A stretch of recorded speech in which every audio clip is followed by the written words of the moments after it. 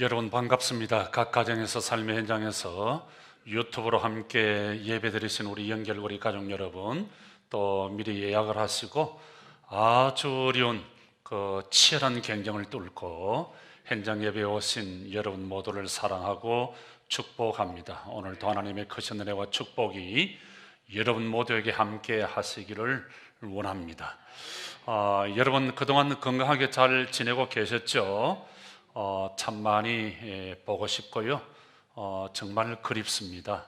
아마 여러분들도 그럴 겁니다. 다음 주일에는 우리가 주차장에서 드라이브인 50으로 예배를 드리게 될 겁니다.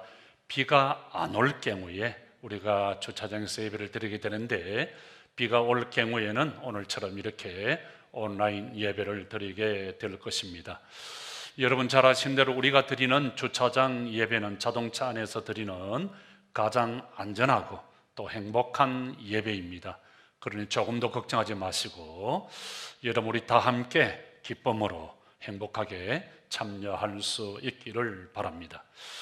그동안 제가 만난 많은 사람들 가운데 어떤 사람들은 돈만 있으면 뭐든지 다 할 수 있다고 생각하는 사람들이 있었습니다.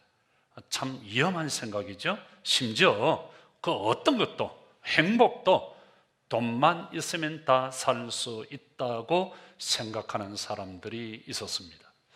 또 어떤 사람은 명예나 권력을 가지고 있으면 못할 게 없다고, 뭐든지 다 할 수 있다고 생각하는 사람들도 있었습니다. 참 무서운 생각들이죠. 또 어떤 사람은 젊음이 있고 이쁘면, 그래서 하루를 살아도 이쁠 수 있다고 한다면, 이렇게 생각하는 학생들, 젊은이들이 참 많이 있었습니다. 젊음이 있고 이쁘면 행복할 수 있다고, 뭐든지 다 할 수 있다고 생각하는 사람들도 있었습니다. 그래서 여러 가지 많은 작업들을 하죠. 삶의 질을 높이고 개인 행복을 위해서 하는 일들을 누가 뭐라 하겠어요. 그러나 우리가 꼭 기억해야 할 것은, 세상의 모든 것 내가 다 가졌다 할지라도 예수 그리스도를 가지지 아니하면 우리는 아무것도 아니라는 것, 아무런 의미가 없다는 것을 우리는 기억할 줄 알아야 합니다. 그래서 여러분, 행복은 돈, 명예, 권력, 젊음, 예쁨이 아니라 예수 그리스도 한 분을 통해서, 그래서 행복은 오직 예수 그리스도, 엔 그리스도, 이걸 여러분 기억하셔야 됩니다. 여러분들이 잘 아시는 대로 우리 한국 기독교는 짧은 역사 가운데서도 세계 어느 나라도 따라올 수 없는 놀라운 교회 성장을 일구었습니다. 그래서 양질의 풍부한 신학적 역량과 미국에 이어서 세계에서 두 번째로 많은 선교사들을 파송할 정도로 힘이 있는 그런 기독교 강국이 되었습니다.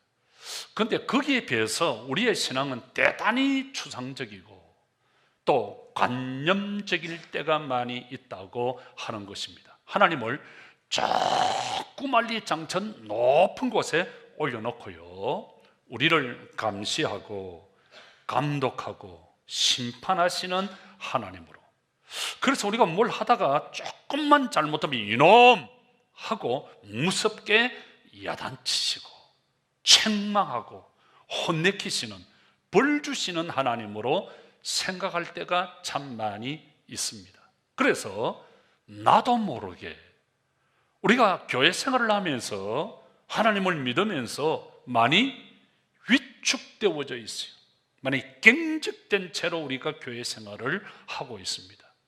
그래서 이 신앙이 대단히 나도 모르게 율법주의적이고 종교 의식주의적이고 근위주의적인 게 우리에게 굉장히 많이 있다는 거죠. 여러분, 신앙이 뭐예요? 신앙이라고 하는 것은 한마디로 임마누엘이에요.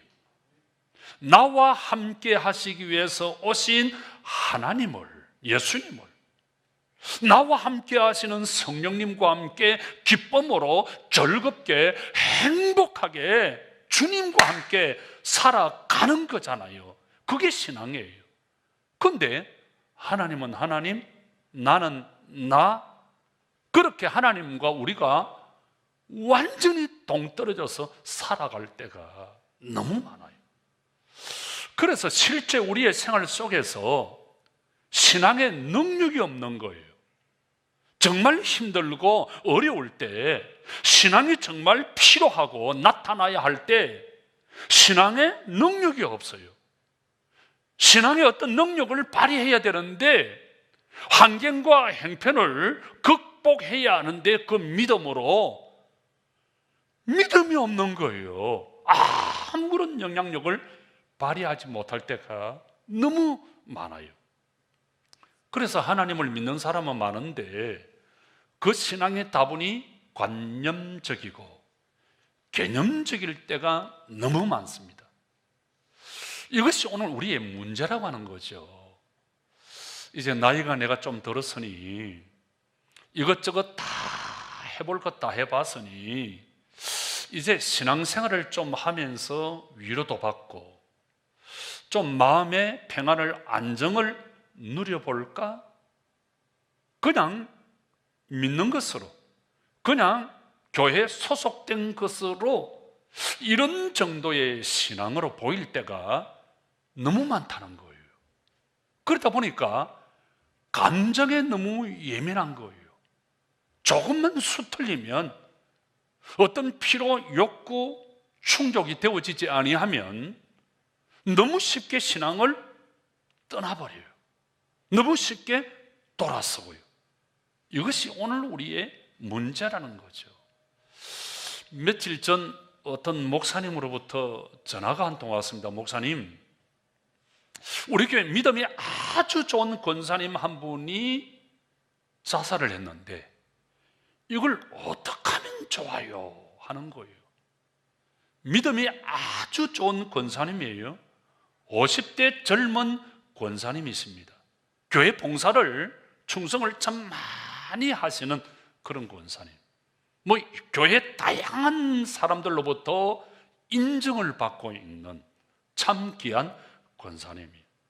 근데 그 권사님이 오늘 새벽기도 나오셔서 새벽기도 열심히 하시고 집에 돌아가시면서 산으로 올라가서 그렇게 되었다는 거예요. 죽을 이유가 하나도 없어요. 있다면 딱 하나, 며느리와 사이가 안 좋아서 이걸 교회가 알면 얼마나 내 자존심이 상하겠나, 얼마나 내가 창피하냐 하는 거예요. 여러분, 하나님을 믿는 사람들이 하나님보다 내 체면이, 내 자존심이 뭐 그렇게 대단하고 뭐 그렇게 중요해요. 사실 아무것도 아니잖아요. 우리가 자존심이, 체면이 어떠고 저떠고, 부부 간에 또 교회 생활하면서 사회에서 그런 이야기들을 많이 하지만 지내놓고 보면 아무것도 아니잖아요. 지내놓고 보면 왜 내가 그랬을까? 후회할 때가 얼마나 많아요. 그런데 우리는 진리의 말씀과 감정이 충돌할 때 진리의 말씀을 택하고 환경을, 형편을 해결해 나가야 되는데 진리의 말씀을 택하는 것이 아니라 언제나 우리는 감정을 택합니다. 말씀보다도 감정을 늘 앞세웁니다. 이게 우리의 모습이에요. 여러분, 우리가 오늘 이렇게 살아왔습니다. 기도 열심히 하죠.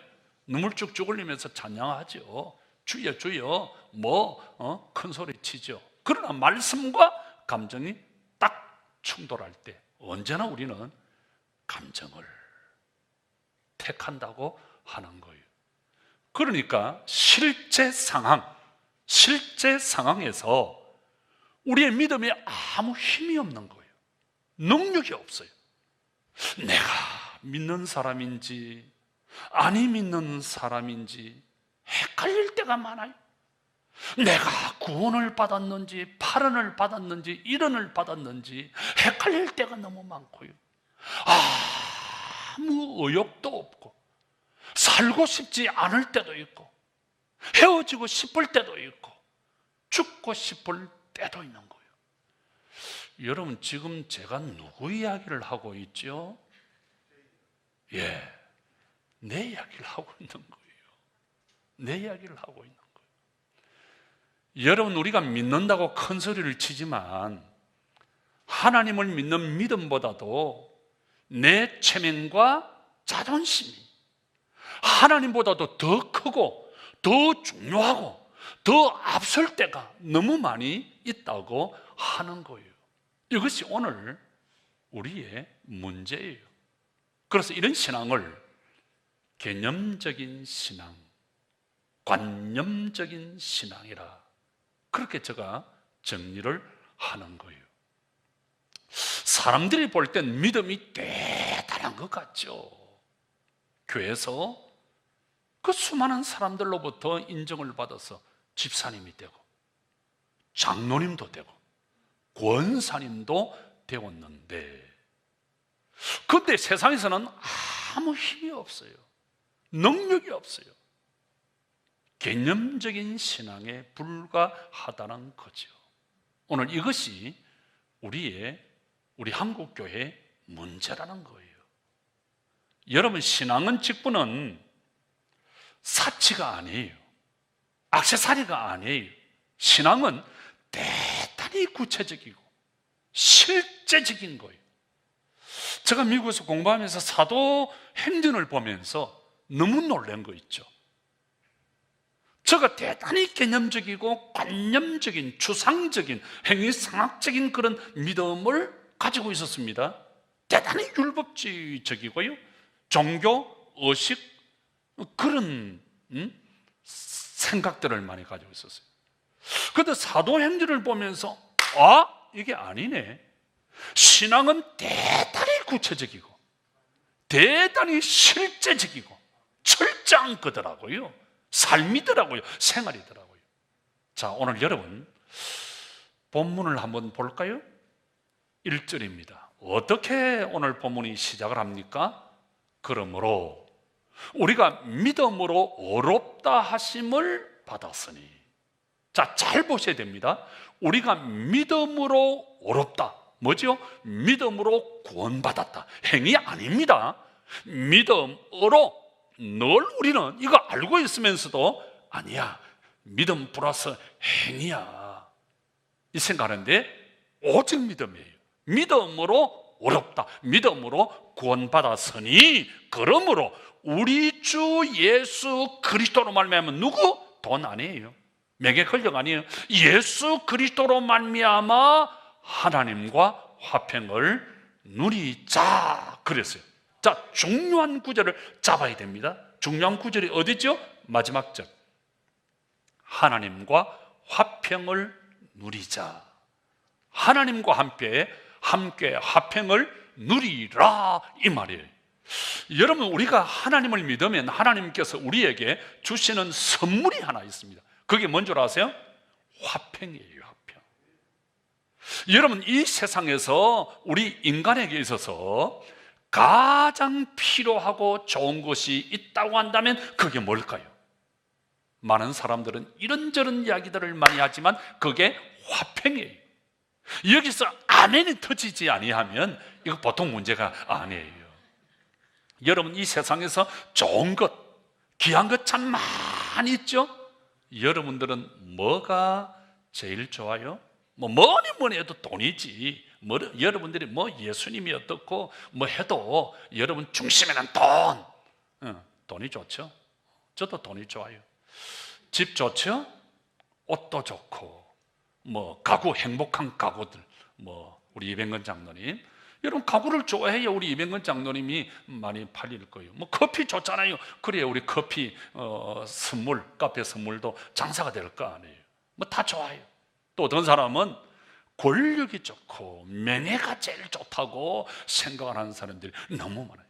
지금 여러분 한번 보세요. 나요, 나 대통령 선거를 앞두고 나요. 내가 볼 때는 정말 아무것도 아닌데 지금 몇 사람이 나온 줄 아세요? 한번 세어보니까 40명, 50명이나 나왔어요.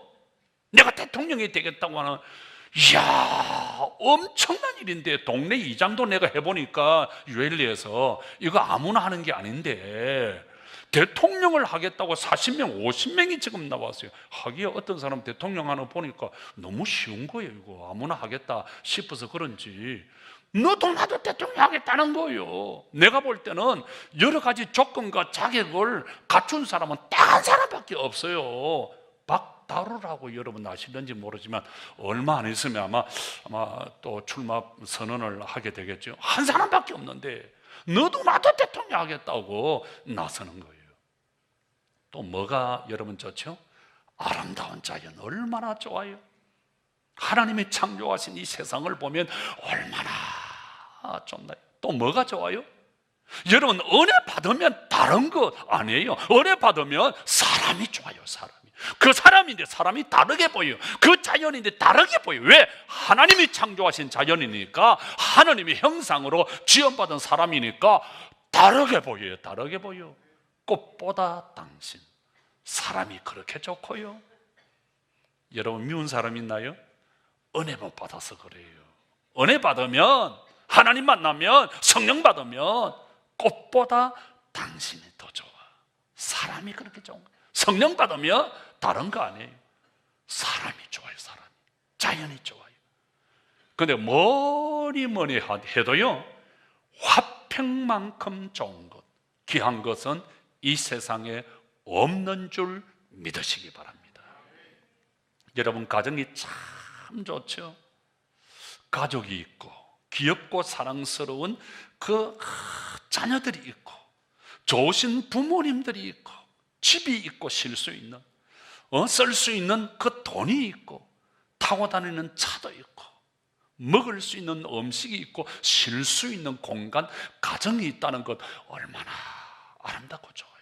그런데 그 가정에 화평이 없다고 한다면 싸우고 찢고 볶고 쟁반이 헬리콥터처럼 쌩쌩 날아다니고 여기저기 말이 핵폭탄처럼 가슴에 터져서 잠을 자지 못할 정도로 가슴이 쓰리고 아프고 상처를 준다면 그 가정은 지옥이죠. 생지옥이죠. 그런 가정을 콩가루 가정이라고 그러잖아요. 살라고 해도 살아갈 수 없지요. 여러분, 많은 분들이 우리 교회가 참 좋다고 그러죠. 다들 우리 교회 교인들은 표정이 밝고 웃음꽃이 피고 또 적당한 수준이 높고 소풍처럼 행복한 교회, 이런 교회 없다 그러잖아요. 목사님들도 오시면 다 제가 그런 얘기 동의하시면 아멘. 장로님들도 좋고 집사님들도 좋고 권사님들도 좋고 목사님은 더 좋고, 비웃는 분들이 있는 것 같은데 비웃는 분들은 건강할지어다. 근데 우리 교회가 아무리 좋다 그래도요, 화평이 없다고 한다면, 서로 물고 뜯고 싸우고 미워하고 그렇게 된다고 한다면 이 교회가 어떻게 되겠어요? 여러분, 우리 교회를 좋다 그러겠어요? 아무것도 아니에요. 제가 우리 교회를 지으면서 여러분 기억하죠? 제가 강하게 설교한 게 뭐예요? 여러분, 우리가 하나님의 은혜로 이곳에 교회를 건축합니다. 행복하게 해야 합니다. 만약에 교회를 건축하다가 다른 교회들처럼 서로 미워하고 싸우고 어떤 문제가 있다 그러면 스탑! 우리 장로님들이 해야 할 일은 이 김포에 있는, 인천, 서울에 있는 모든 장비들을 다 동원해서 이 교회 건물을 부숴버려야 된다. 부숴버려야 된다. 깨버려야 된다. 부숴버리고 우리는 비닐하우스, 초심으로 돌아갔어. 생각만 해도 참 좋은 당신, 그런 교회를 우리가 만들어야지. 그런 교회를 행복하자고 교회 건축을 하고 행복하자고 일을 하는데, 교회 건축하다가 어떤 일을 하다가 행복에 깨어져 버리며 이 바보 같은 이런 일들이 어디 있냐 이거요.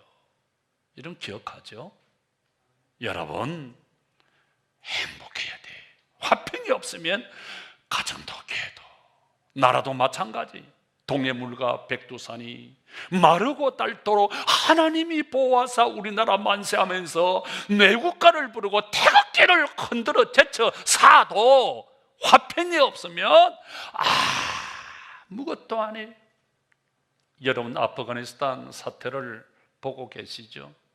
나라가 하나 되지 못해서 서로 물고 뜯고 싸우다가 화평이 깨어지니까 생지옥이 나라가 안 해. 백성들이 목숨을 걸고 200만 이상이 공항에 몰려들고요, 비행기가 지금 뜰 수가 없어요. 엊그제 군항기가 뜨는데요, 사람들이 앞뒤 전후 좌우 막 오르고 내리고 매달리고요, 심지어 비행기가 날아가는데 매달려서 가다가 공중에 젊은 20대 두 사람이 떨어져 죽은 거예요. 아이들이 비명을 지르고요, 여인들이 아이들을 던지고요, 너무너무 가슴 아파. 어젯밤에도 제가 이걸 보면서 참 눈물 나더라고요. 여러분, 화평입니다. 가정에도 화평, 교회에도 화평, 나라에도 화평, 화평이. 그래서 우리 예수님은 평화의 왕으로, 화평의 왕으로 이 땅에 오셨습니다. 여러분, 우리 예수님이 왜 오셨나요? 이 땅에 우리에게 화평을 주시기 위해서 인간의 몸을 입고 2000년 전에 이 땅에 오셨습니다. 우리에게 화평을 주시기 위해서 십자가를 지시고 우리의 모든 죄와 허물을 위해서, 과거의 죄를 해결하기 위해서 현재의 죄를, 미래의 죄까지도 해결하시고 우리에게 화평을 주시기 위해서, 우리에게 평안을 주시기 위해서, 우리의 모든 허물을 용서해 주시기 위해서 믿으십시오. 믿으십시오. 그래서 우리가 예수를 믿으면 이 화평을 누리게 되는 거예요. 그래서 여러분, 저와 여러분이 예수를 믿으면서도 화평을 누리지 못하면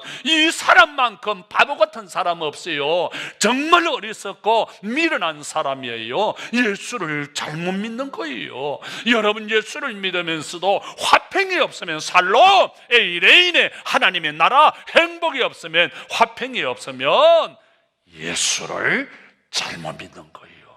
그래서 오늘 본문은 우리에게 이 화평을 누리라, 이 행복을 누리라고 말씀합니다.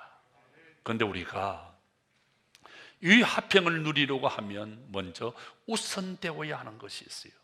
그게 뭔가 하면 하나님과의 바른 관계예요.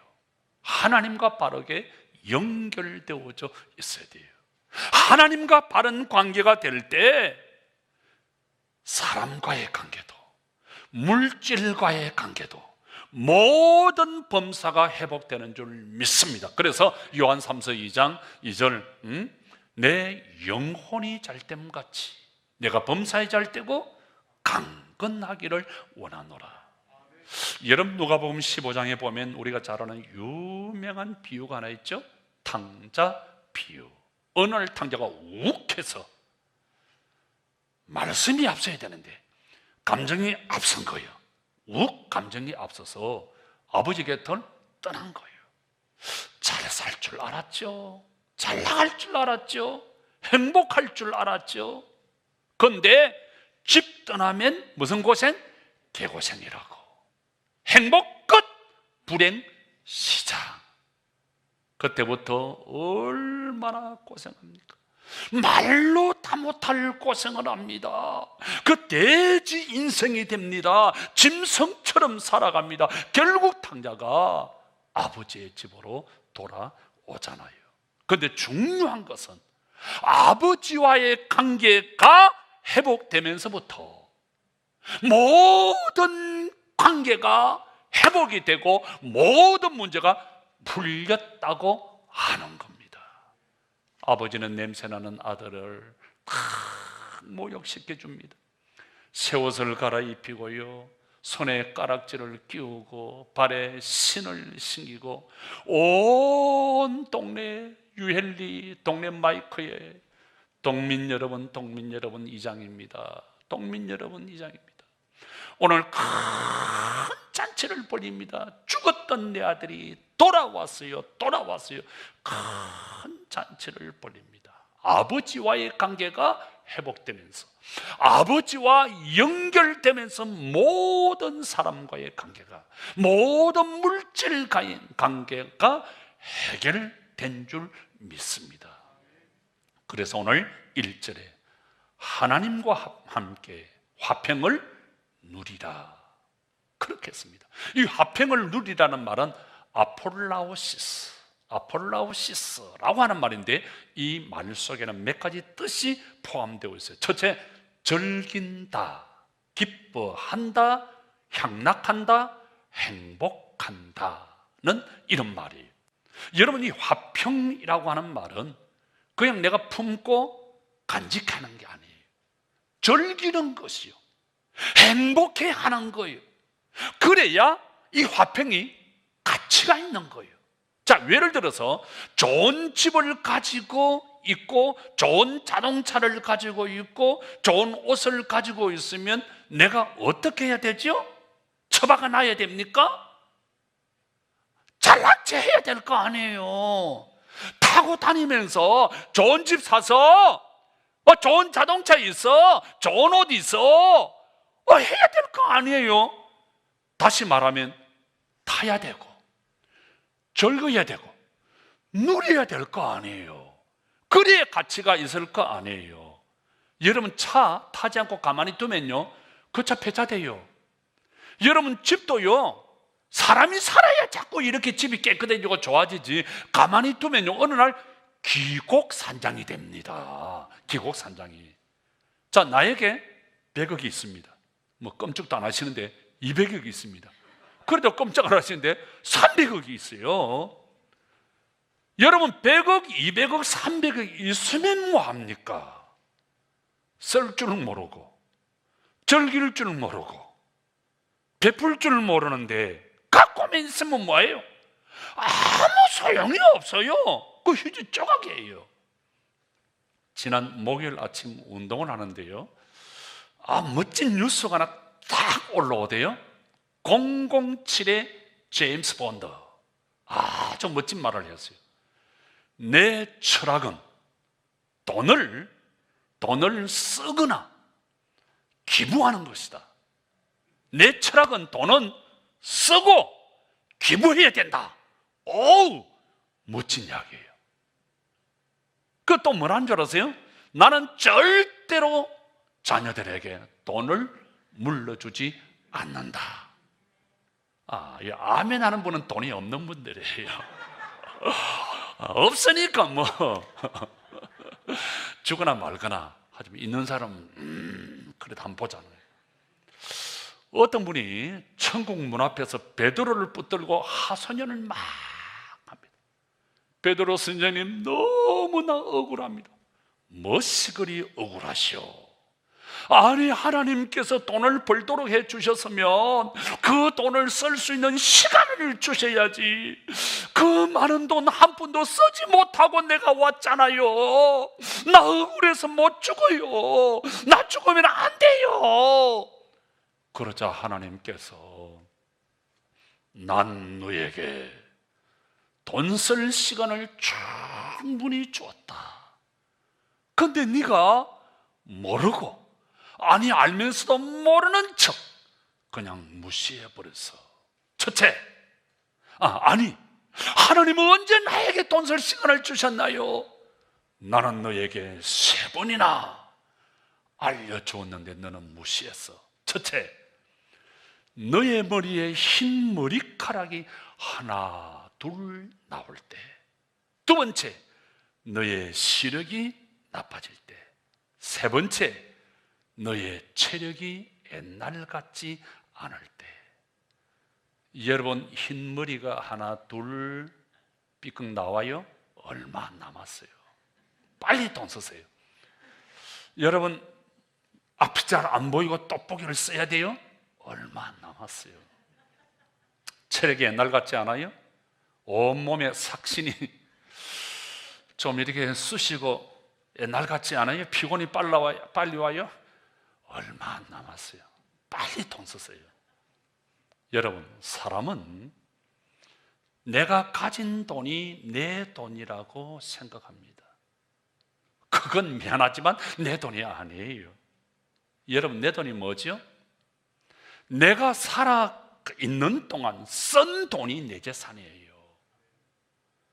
벌기만 하고 제대로 쓰지도 못하는 사람 바보 멍텅구리예요. 참 머리 쓰는 사람. 돈은 맞추게 잘 써야 돼요. 저 시애틀에 가면 시애틀에 잠 못 이루는 밤의 촬영지 워싱턴 레이크 있습니다. 아주 바다처럼 크고 아름답고요. 그 호숫가에 그 세계 최고의 부자 빌 게이츠, 두 번째 폴 알렌, 이런 부자들의 집이 있고요. 아주 얼마나 아름다운지 모릅니다. 그 호수 앞에 유럽이 있습니다. 워싱턴 대학이 있는데요. 워싱턴 대학 정문을 딱 들어가면 오른쪽에 아주 웅장한 통유리로 된 아주 엄청나게 큰 초특급 호텔보다 더 멋있습니다. 얼마나 좋은지 몰라요. 도서관이 있습니다. 볼 때마다 이야, 멋있다, 참 잘 지었다, 너무 좋다, 누가 지었을까, 돈은 저렇게 써야 되는데. 이 건물을 지은 사람은요, 윌리엄 헨리 게이츠 주니어라는 변호사입니다. 이 사람이 누군가 하니까 마이크로소프트사의 빌 게이츠 아버지입니다. 빌 게이츠가 유럽의 후원회장이에요. 아버지가 지었겠어요? 태원아, 아버지가 지었겠어? 아버지가 아들에게 지어달라고 했겠지. 여러분, 가끔씩 뉴스를 보면 학교에서 어떤 단체나 또 교회에서 엄청난 돈을 기부했다는 사람들이 있죠. 교회도 그런 분들이 참 많이 있어요. 참 대단하고 귀한 일이죠. 이것이 아폴라우시스라는 말이에요. 즐기는 거예요. 기뻐하는 거예요. 행복해하는 거예요. 전 신촌에 갈 때마다 생각나는 한 사람이 있습니다. 세브란스 씨. 지금부터 120년 전 오하이오주 클리브랜드라는 작은 교회당에 미국의 북장로교 선교사가 와서 본국에 돌아와서 선교 보고를 합니다. 사랑하는 성도 여러분, 저 동방에 작은 대한민국이라고 하는 나라가 있습니다. 너무너무 못 삽니다. 먹을 것이 없습니다. 그저 가진 것도 없고 못 배우고 못 먹고 너무 가난한 나라. 그래서 병원이 없고요, 아이들이 죽어가고 있고요, 찢어지게 가난하게 못 사는 이 나라에 제가 병원을 지어서 불쌍한 아이들을 좀 치료해 주고 싶습니다. 여러분, 너무너무 불쌍하고 가난한 못 사는 나라 대한민국을 위해서 여러분 기도 좀 해주십시오. 그때 한 젊은 사업가가 큰 선교 헌금을 했습니다. 그걸 받아들고 목사님이 너무 감동이 되어서, 하나님, 이 젊은 집사님을 축복해 주시고 못 살고 가난하는 저 대한민국을 불쌍히 여겨 주십시오. 눈물로 간절히 기도합니다. 기도가 끝난 후 이 청년이 눈물을 흘리고 있는 선교사님께, 목사님, 받는 당신의 기쁨보다 드리는 내 기쁨이 더 큽니다. 그 청년이 바로 세계 최고의 병원, 신촌 세브란스 병원을 세운 세브란스 씨입니다. 그래서 세브란스입니다. 박의 활적 진정 행복. 진정한 행복은 남을 섬기는 것입니다. 여러분, 집도 그렇습니다. 집을 지어서 빚에 쪼달려서 남에게 전세 주고 자기는 빚 때문에 싹을 새 살면서 바들바들 떨고 있으면 그건 행복도 아니고 기쁨도 아니에요. 집을 지었으면 내가 살아야지. 꽃도 심고 나무도 심고 우리 신준아 장모님처럼 우리 이준노 집사님처럼 닭도 키우고 염소도 키우고 잡아서 목장 식구들 파티도 해주고 즐겨야지요. 그것이 행복을 누리는 거예요. 여러분, 누릴 줄 모르면 아무 의미가 없어요. 여러분 신앙생활도 마찬가지예요. 우리 주님께서 몸된 교회를 우리에게 주셨잖아요. 왜 주셨나요? 화평을 누리라고, 임마누엘 하라고. 여러분 신앙생활은 임마누엘, 엘로힘, 하나님과 함께하는 거예요. 우리와 함께 하시는 하나님, 그 하나님과 함께, 그 성령님과 함께 즐기는 겁니다. 기쁨으로 평화롭게 행복하게 섬기는 것입니다. 이 행복을 누리고 내가 누린 이 행복을 사람들에게 나누어 주는 거예요. 하나님의 기쁨이 되고 하나님의 간증이 되는 거예요. 이게 신앙생활이에요. 기뻐하고 즐거워하고 행복해하는 것, 이 화평을 누리고 나누는 것이 행복입니다. 그런데 누리지도 못하고 나누지도 못하고 하나님을 구말리 장천에 있는 것처럼 생각을 하고 매달아 놔놓고 맨날 쳐다만 보고 걱정만 하고 한숨만 짓고 그저 이렇게 저렇게 불평만 하고 원망만 하고 있으면 이건 신앙이 아니에요. 이건 믿음도 아니에요. 임마누엘 하나님이 나와 함께 하시고 내 집에 와 계시고 내 삶의 현장에 계시고 나의 일터에 계시고 나와 함께 사업을 하시고 내 인생의 중심이 되시고 내 인생의 주인이 되시고 나를 인도해 주시고 내 삶에 역사해 주실 때 비로소 나는 그 하나님과 기뻐하고 즐거워하고 그 행복한 삶을 살아갈 수 있습니다. 그래서 신앙생활은 어쩌든지 기쁨으로 즐겁게 행복하게 그렇게 하지 아니하고 신앙이 개념적이고 습관적이고 관념적이 되면 아무 의미가 없어요. 오늘 본문 5장 1절, 너희는 하나님으로 더불어 화평을 누리라. 여러분, 이 말은 화평을 즐기라는 말입니다. 우리 모두 이번 한 주가 엔 그리스도 주님 안에서 기쁨으로 즐겁게 신앙생활하고 소풍처럼 행복한 그런 삶을 살아갈 수 있기를 주님의 이름으로 축원합니다. 기도하십시다.